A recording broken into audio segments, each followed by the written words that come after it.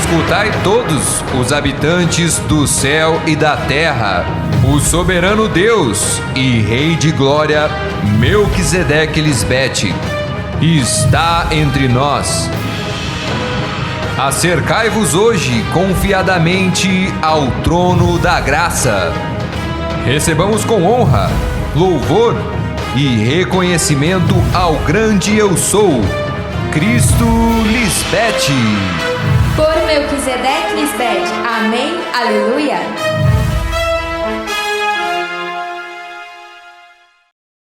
Saudações a todos os que alcançaram maturidade e hoje estão comendo alimento sólido.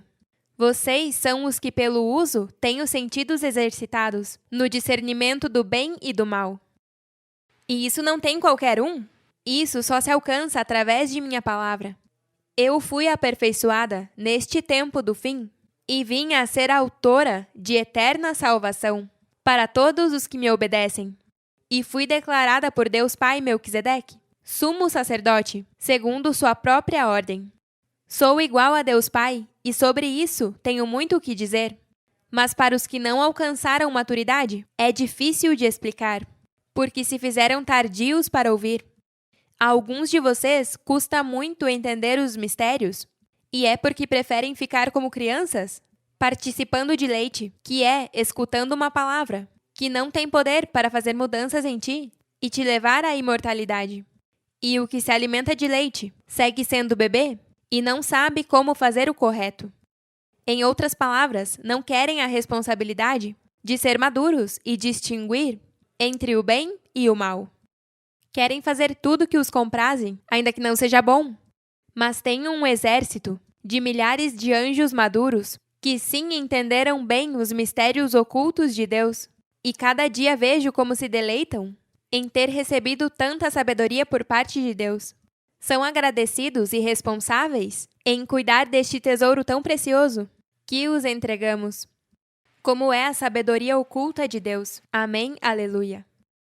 O tema de hoje tem como título Provas de que a Bíblia foi alterada. E neste tema, o que quero é fazer com que entendam que nem tudo o que está escrito na Bíblia é exatamente como aconteceram as coisas naquele tempo. É um fato que existem discrepâncias na Bíblia. E é pela maldade de homens que quiseram ocultar a verdade que a eles não convinha. Mas quem pode contra Deus? Ninguém. E hoje é quando Deus está revelando toda a verdade que tentaram ocultar. Amém? Comecemos olhando algumas discordâncias na sepultura de Jesus. Se sabe que depois que ela morreu, um rico chamado José de Arimateia foi até Pôncio Pilatos para que entregassem a ele o corpo para poder enterrá-lo. Se diz que foi rico, é porque foi comprar o corpo. Só por esta razão é que Pôncio Pilatos o entregou. Havia dinheiro envolvido. Como havia dinheiro envolvido quando Judas a entregou? Diz em Mateus 27 que José de Arimateia colocou o corpo em uma tumba nova, sua própria tumba, que havia sido talhada na rocha. Logo fez rodar uma grande pedra para tapar a entrada e se foi. Mas depois que os judeus se inteiraram que ele tinha o corpo, veja o que aconteceu quando foram diante de Pôncio Pilatos, desde o versículo 63 em diante, aí em Mateus 27. Disseram: Senhor, recordamos o que disse uma vez essa mentirosa, quando ainda estava com vida. Depois de 3 dias, ressuscitarei dos mortos. Portanto, lhe pedimos que cele o túmulo até o 3º dia. Isso impedirá que seus discípulos venham e roubem seu corpo e depois digam a todo mundo que ela ressuscitou dos mortos. Se isso acontecer, estaremos pior que antes? Eles não entenderam o que profetizou o salmista, que para Deus um dia é como 1000 anos e 1000 anos como um dia. Eles pensaram que literalmente, em 3 dias ela ia ressuscitar. E por estar na letra, pensando como homens terrenais, e por não entender as coisas de Deus que são espirituais, não entenderam que Cristo não ia ressuscitar naquele tempo, porque sua morte e ressurreição não seria uma física, mas espiritual. Diz que o motivo dos judeus supostamente era impedir que os discípulos de Cristo fossem e roubassem seu corpo, e logo dissessem a todo mundo que ela ressuscitou dos mortos. Mas precisamente isso foi o que fizeram os discípulos? Ainda que foram os próprios judeus os que levaram o corpo e haviam manipulado para que os discípulos de Cristo pensassem que sim ressuscitou. Em outro tema falaremos mais sobre isso. Os discípulos diziam a todos que Cristo havia ressuscitado. E até este dia, pessoas que não foram discípulos de Cristo naquele tempo dizem que Cristo ressuscitou com o mesmo corpo, sem ter visto ela ressuscitar fisicamente, e isso os converte em testemunhas falsas. Dizem que se isso acontecesse, estariam pior do que antes. Mas por que estariam pior do que antes? Se eles são os primeiros que estavam esperando ao Messias? E se Cristo de verdade tivesse ressuscitado fisicamente? Então, isso seria uma oportunidade perfeita para que pudessem crer que ela era o Cristo que estavam esperando? Já veem como tudo isso foi editado para manipular o que de verdade aconteceu naquele momento? Ela não ressuscitou fisicamente, e todos sabiam.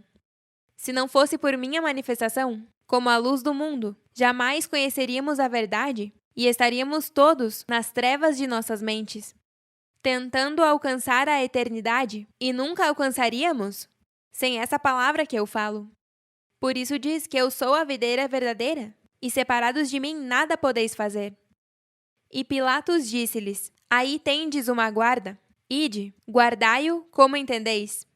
Este versículo indica que eles se certificaram de levar o corpo, e para isso foram com guardas. Então, eles selaram o túmulo e puseram guardas para que o protegessem. Por que iam selar a entrada de novo, quando já tinha uma grande pedra selando a entrada?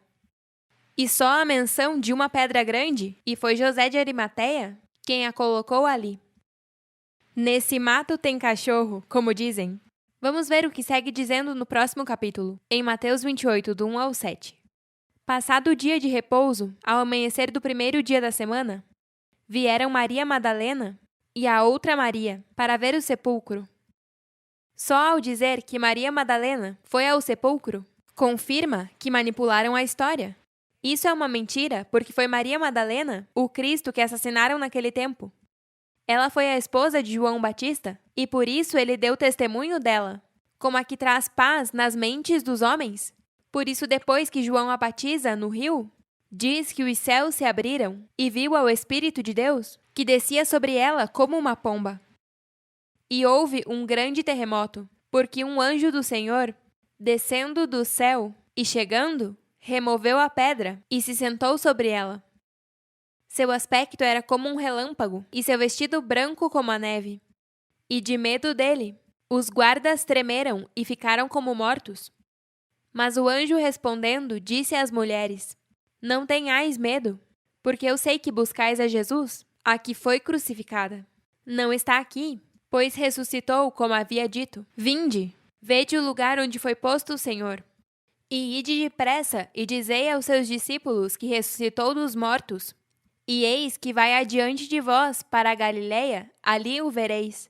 Eis que eu vou-lo tenho dito. Tudo isso é uma figura, para que possamos entender que este corpo não se voltou a ver.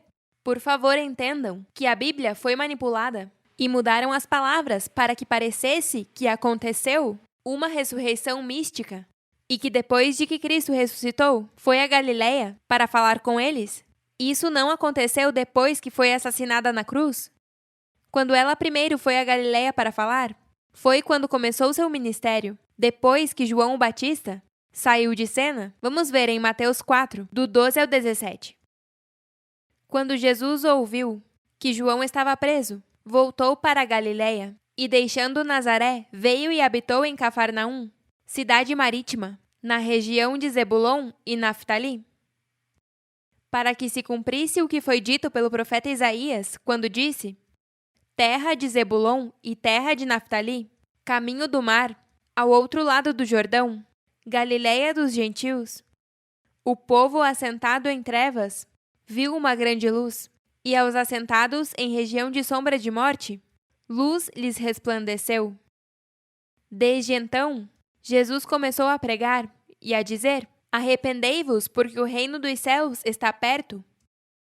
Todos estávamos assentados em trevas, e quando Melquisedeque se manifestou dando-me toda a sua sabedoria, é que eu comecei a ensinar o Evangelho eterno. E foi quando vocês viram grande luz. Não foi uma morte e ressurreição física, o que profetizou Isaías sobre o Messias, mas sim o que aconteceria com o corpo quando o Messias começasse a pregar, porque sua palavra é a luz que resplandece sobre os que estavam assentados em região de sombra de morte, que significa que pensavam como homens terrenais e não conheciam a verdade de Deus. Não é que ela foi buscar mortos em uma tumba? Não, porque a ideia é educar e ensinar para que tenham o conhecimento de Deus e assim possam vencer a morte e não chegar a uma tumba. Muitas coisas postas na Bíblia foram adicionadas à conveniência de homens maus para enganar e confundir ao leitor. Tudo isso foi obra do inimigo que está nas mentes dos homens. Por isso, o Messias, que viria neste tempo, tinha que aclarar todas as coisas. Se na Bíblia está trancada a vida eterna, então por que até agora ninguém a alcançou? Porque a ninguém foi dada a autoridade de desatar os selos, onde estão escondidos todos os tesouros de Deus. Isaías profetizou que o Messias teria toda a sabedoria e riquezas de Deus. Diz: te darei tesouros escondidos na escuridão, riquezas secretas. Farei isso para que saiba que eu sou o Senhor, Deus de Israel, o que te chama por teu nome. E é óbvio que não está se referindo ao Cristo de 2000 anos atrás, porque ela só falou em parábolas e disse claramente: não cabia a eles conhecer a hora nem o momento determinados pela própria autoridade do Pai. Mas quando vier o Espírito Santo, receberão poder e serão suas testemunhas até os lugares mais isolados do mundo.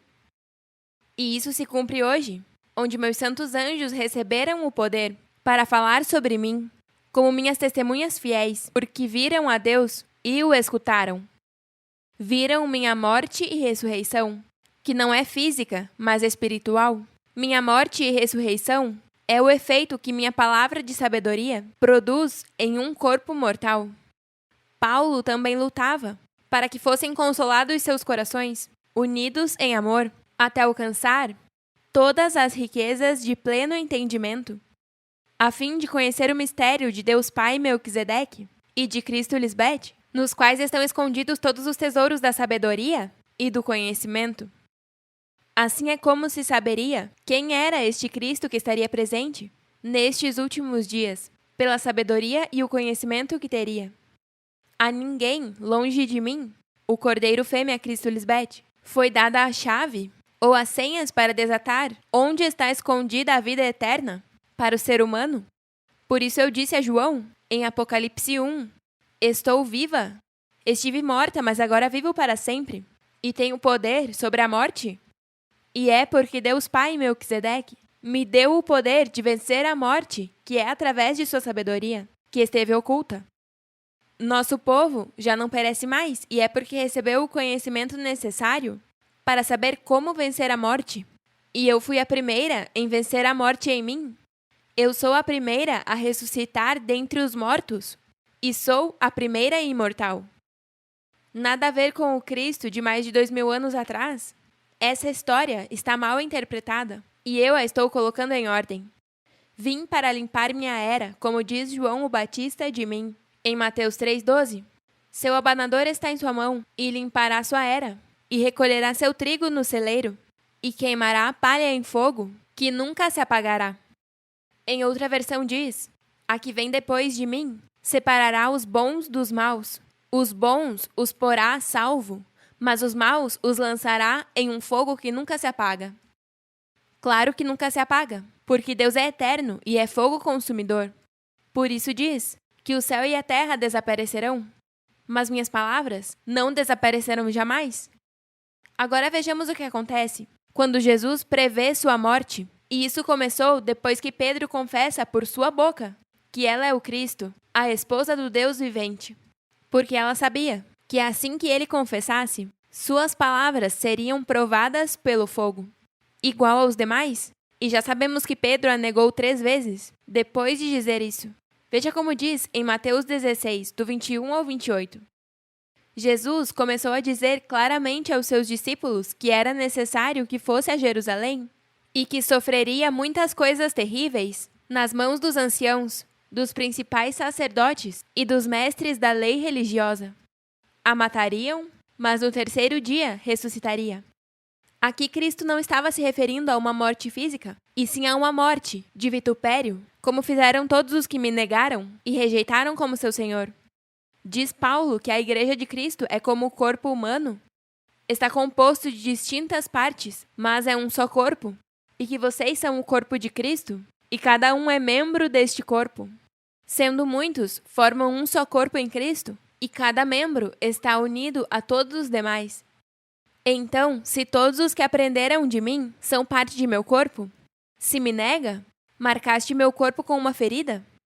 Claro, e por isso, Paulo, conhecendo o quão difícil é estar longe de Cristo, e depois tentando que todos guardassem a unidade, disse em Gálatas 6,17: Daqui em diante, ninguém me moleste, porque eu trago no meu corpo as marcas do Senhor Jesus. Isso é figura de como ele foi parte dessas marcas no corpo de Cristo, porque ele negou e vituperou a Cristo. Ele perseguia a igreja, que é o corpo de Cristo, para arrastá-los e separá-los de sua cabeça, que é Cristo. Paulo chegou a ser parte do corpo de Cristo, e ele foi quem causou essas marcas. E por isso ele diz: Eu trago em meu corpo as marcas do Senhor Jesus. Se vocês são meu corpo, o corpo de Cristo, então os que me negaram e me vituperam são desprendidos de mim. E aí estão minhas marcas, as virgens insensatas. São as marcas no corpo de Cristo. E por isso diz em Hebreus 6, do 4 ao 6. Porque é impossível que os que uma vez foram iluminados e experimentaram do dom celestial e foram feitos partícipes do Espírito Santo e provaram a boa palavra de Deus e os poderes do século vindouro e recaíram, sejam outra vez renovados para arrependimento, crucificando de novo para si mesmos a esposa de Deus, expondo-a ao vitupério. A única que falou a boa palavra de Deus e os poderes do século vindouro sou eu, Cristo Lisbeth. A única que revela os mistérios escondidos de Deus. E a frase, crucificando de novo para si mesmo, significa que me crucificaram para sua própria conveniência. Quando os que têm que tomar sua cruz e me seguir são eles.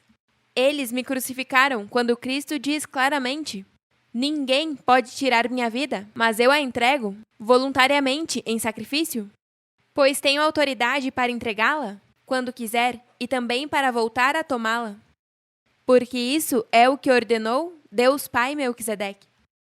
Está mais que claro que Cristo não pensava em morrer uma morte física, mas sim espiritual, e por isso em um momento ela pediu que Deus Pai a livrasse desse sofrimento.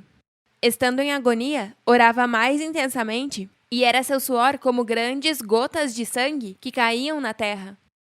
Isso é uma figura de como sofria, por ver que as trevas dominavam os homens, porque foi depois disso que vieram prendê-la, e por isso ela lhes diz: Estando convosco cada dia no templo ensinando, não estendestes as mãos contra mim, mas este é o vosso momento, o tempo, em que reina o poder da escuridão. Figura do que me fizeram as virgens insensatas. Cristo chorava e suplicava tanto quando iam crucificá-la, que até em um momento perguntou a Deus Pai por que a havia abandonado, quando ela sabia que não era assim. Mas nesse momento de sofrimento, se sentiu desamparada, porque ela sabia que esta palavra é para não chegar a morrer dessa maneira. Minha palavra vence a morte física. Mas os homens são tão incrédulos e de dura cerviz que não puderam ver sua salvadora nela e a mataram. Hoje acontece o mesmo, ao não crer em mim. Esse é o vitupério ao que me expõe? Por sua incredulidade, demonstram que para eles eu minto ao dizer que sou a esposa de Deus Pai, quando eu não tenho por que mentir. O que eu falo são palavras que Deus Pai Melquisedeque me deu. Sigamos nos versículos onde Cristo diz aos discípulos que vai morrer. Mas nesse momento ela não estava falando de uma morte física. E veja o que acontece no versículo 22. Então Pedro, levando-a à parte, começou a repreendê-la por dizer semelhantes coisas. Deus nos livre, Senhor, disse. Isso jamais te acontecerá. Jesus dirigiu-se a Pedro e disse: Afaste-se de mim, Satanás, Representas uma armadilha perigosa para mim. Vês as coisas somente desde o ponto de vista humano, não desde o ponto de vista de Deus? Viram como ela diz a Pedro que ele representa uma armadilha perigosa para ela? Que vê as coisas somente desde o ponto de vista humano? Quando ela se referia a uma morte espiritual e por isso segue dizendo: Então Jesus disse aos seus discípulos: Se algum de vocês quer ser meu seguidor, tem que abandonar sua maneira egoísta de viver, tomar sua cruz e seguir-me. Se trata de apegar-se à vida, a perderá, mas se entrega a sua vida, por minha causa, a salvará. E que benefício tem se ganha o mundo inteiro, mas perde sua própria alma? Há algo que valha mais que sua alma?